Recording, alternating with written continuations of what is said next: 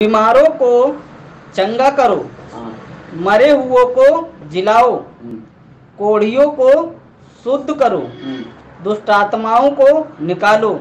समझ रहे?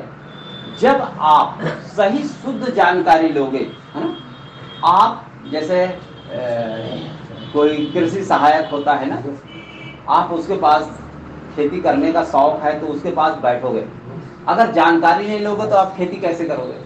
नहीं हो सकता ना। आपको जीवन अच्छा जीने का शौक है तो आपको भी किसी न किसी के पास बैठना पड़ेगा। किसके पास बैठना पड़ेगा? कोई अच्छा डॉक्टर के पास बैठना पड़ेगा, हाँ, कोई अच्छा मास्टर के पास बैठना पड़ेगा।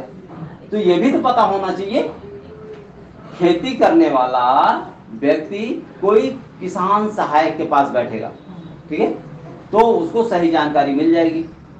तो परमेश्वर के राज में भी आपको अपने जीवन के बारे में अगर अच्छा करना है, अच्छी खेती करना है, अच्छा जीवन करना है, तो सबसे पहले आपको भी उस जानकारी जब तक नहीं होगी तब तक आपके जीवन में अच्छा जीवन नहीं हो सकता ना। ये बिल्कुल सही है, गलत है? क्या लग रहा है? तो अभी इसमें क्या लिखा है कि सबसे पहले आपको ये बात का पता होना चाहिए कि यहां हम आए हैं तो किस लिए आए हैं, हम कौन सा काम कर सकते हैं, हम अपने जीवन में और क्या करना चाहते हैं। अच्छा, धान कट गया, बस काम खत्म हो गया, हाँ, और उसके बारे में हमें जानना पड़ेगा। जैसे जानते जाएंगे वैसे हमारे और इस बार भी बोएंगे तो हमारी उन्नति और बढ़ जाएगी, घट जाएगी? हाँ, तो हमको रोज रोज इन बातों को क्या करना है, जानने की आवश्यकता है, होने की भी आवश्यकता है। आगे लिखा है, तुमने श्वेत मेत पाया है, हाँ, श्वेत मेत दे दो। क्या करो? अब बताओ, ये परमेश्वर का धन्यवाद हो कि हमने भी अपने जीवन को भी हमने श्वेत मेत में पाया और श्वेत मेत में। आज कोई भाई आता है, कोई बहन आती है, अगर उसको आप वचन सुनाते हो तो लालच में मत सुनाओ। क्या चीज? लालच में मत बताओ। जैसे हमको किसी ने बताया, उस समय हमसे 1 रुपया नहीं लिया है, लिया है? किसी ने कहा भाई देखो मैंने तुमको अभी बचाया, तुमको अंगीकार कराया, अब देखो तुम्हारा बुखार उतर गया, तुम एक काम करो मुझे 100 रुपए दो। कभी किसी ने कहा? नहीं कहा, ठीक है? क्यों? करके वही चीज इसमें लिखा है कि श्वेत मेत में पाया है और श्वेत मेत में दे दो।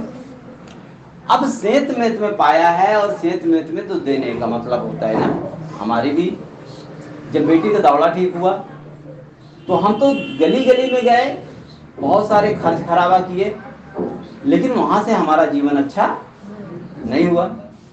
पर बात कैसे अच्छी हुई, किसी हम अपने अगुओं को भी धन्यवाद देते हैं कि उन्होंने मुझे ऐसे परमेश्वर का वचन बता दिया और मैंने उस पर अमल कर लिया, विश्वास कर लिया, उस बात को ग्रहण कर लिया, तो मेरी बेटी का दौड़ा ठीक हो गया, ठीक है? अब जब बेटी का दौड़ा ठीक हो गया, जैसे अभी हमने ये हमारे पास विश्वास हो गया, अरे वाह मैंने धान लगाया तो मेरा धान तो अच्छा खेती हो गया, अभी गेहूं लगाऊंगा तो मेरा गेहूं भी अच्छा हो जाएगा, मटर लगाऊंगा तो मेरा मटर अच्छा हो जाएगा। तो उसके पास क्या आ जाता है? विश्वास आ जाता है। वो बात विश्वास है, मेरी ये खेती अच्छी, मैं दूसरी खेती लगाऊंगा, तीसरी लगाऊंगा, चौथी लगाऊंगा, 25 लगाऊंगा, अगले साल भी लगाऊंगा।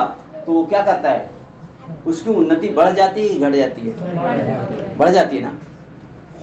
पर हमारे अंदर कौन सी चीज आती है, अच्छा तो ठीक है ये तो हो सकता है, काश अगर मेरी बेटी का दौरा ठीक हो गया तो काश क्या गरीबी भी जा सकती है क्या? अब हमको चिंता हो गया, नहीं नहीं नहीं, नहीं। अगर किसी ने बताया कि एक काम करो तुम ये भी बो दो, अच्छा धान पैदा हो गया तो क्या मटर भी पैदा हो जाएगा क्या? अब सोचना पड़ेगा।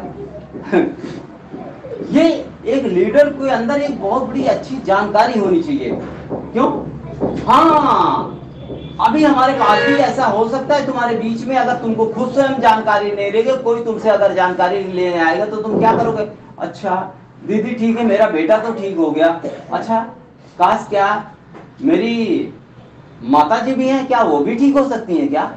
जब आप इस बात को जानोगे तभी तो उसको बताओगे। हाँ हाँ एक काम करो, अभी अभी आप जानते हैं जैसा आपने बोला है ना, परमेश्वर आपका बेटा यीशु मसीह मेरा प्रभु है और यीशु मसीह मेरा गुरु है, जैसे आपके जीवन का है ना ये दर्द, बुखार, टाइफाइड गया है ना, वैसे जाकर के तुम भी उसको बता दो। अब तमाम बातें बताओगे तो फिर वो तो फेल हो जाएगा बेचारा ना। तो ये बातें जो उसके जीवन में हो चुका है, जिसका स्वाद चखा है, उसके लिए उसको बता दोगे तो वो हो जाएगा। जब उसको स्वाद मिलेगा, अभी तो 5 रुपए वाला आइसक्रीम खा रहा है, अच्छा 5 वाला उसको खिलाओ, जब उसको ठंडा ठंडा स्वाद मीठा मीठा आएगा तो वो 10 वाला भी खाना शुरू कर देगा कि हाँ, फिर 10 वाले के बाद 20 वाला भी खाना शुरू कर देगा। अब उसको 5 वाले से आप जानते हो जब भगा दोगे तो 50 वाली आइसक्रीम कहाँ से खाएगा? हाँ, तो ऐसे आप समझ सकते हो, ये परमेश्वर का वचन कहता है सेंत में पाए और सेंत में दे दो। उसके लिए किसी तरह की लालच ना करो, क्योंकि वो परमात्मा तुम्हारे ऐसे ऐसे बता रहा है, ऐसे ऐसे बता रहा है, देखो मैं तुम्हारे लिए सब कुछ कर सकता हूं, पर कैसे कर सकता हूं?